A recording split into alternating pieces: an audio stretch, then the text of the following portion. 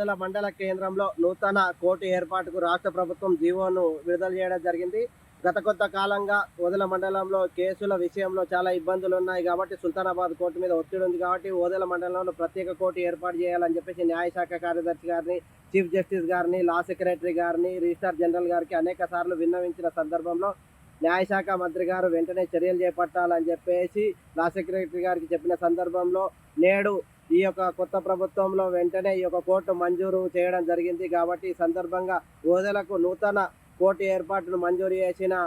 న్యాయశాఖ కార్యదర్శి గారికి, లా సెక్రటరీ గారికి, రాష్ట్ర ప్రభుత్వానికి, అదేవిధంగా చీఫ్ జస్టిస్ గారికి, రిజిస్ట్రార్ జనరల్ గారికి మేము హృదయపూర్వక ధన్యవాదాలు తెలియజేస్తున్నాం. అదేవిధంగా ఓదెల మండల ప్రజలకు ఈ కోట ఏర్పాటు ద్వారా అనేక రకాల సమస్యలు తొలగిపోయి ఈ యొక్క పెండింగ్ కేసులన్నిటి సత్వరమే పరిష్కారం అవుతాయని చెప్పేసి ఓదెల మండల ప్రజల తరపున రాష్ట్ర ప్రభుత్వానికి, అదేవిధంగా న్యాయశాఖ అధికారులకు మేము కృతజ్ఞతలు తెలియజేస్తున్నాం.